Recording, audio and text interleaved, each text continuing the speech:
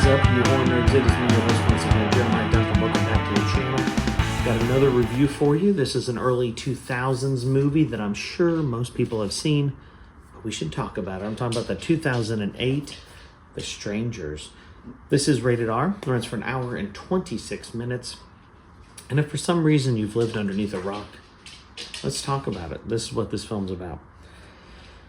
Explore your worst fears imaginable with this shocking suspense thriller inspired by disturbing true events.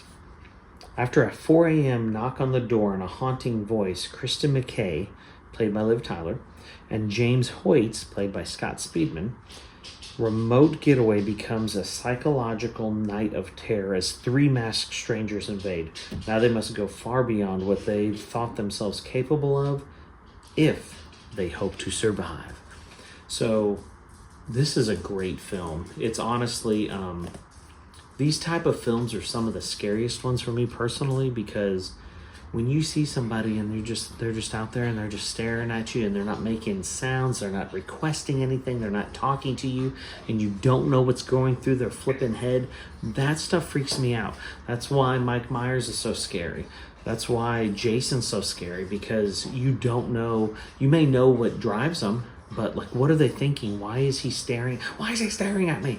To me, that's just the creepiest stuff, because you don't know.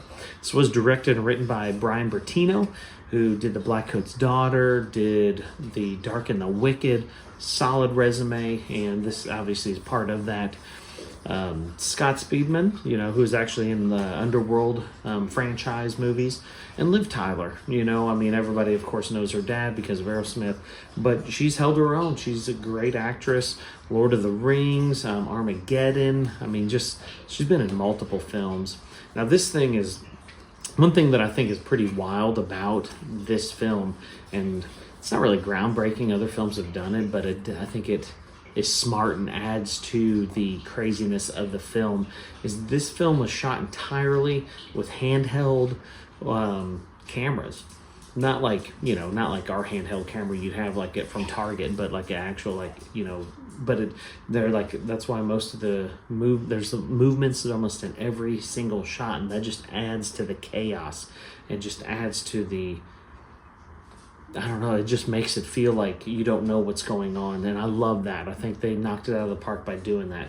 Now, one little fun fact for you, though, is the house that's actually shown in the opening credits is actually the same house from Nightmare on Elm Street, Halloween, and we're talking about all the originals, by the way, and Amityville Horror, which is pretty cool, kind of a nod to things that have come before them. I love when horror films do that, have little Easter eggs just to pay homage to the past.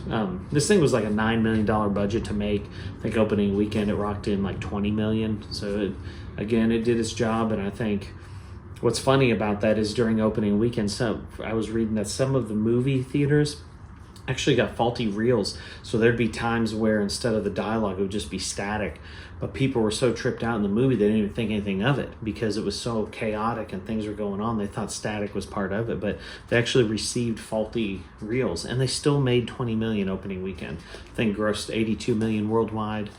They did their job, and it's a good movie because of that. You can tell that's why it's ranked in so much. But I'm gonna give it a 7 out of 10. Man, you gotta have it in the collection. It's a good one, great film, intense. 7 out of 10, The Strangers. If you've seen it, comment below. I'd love to hear your thoughts. Like, subscribe, hit the death bell for notifications. I appreciate you all so much. Stick around. Got more coming.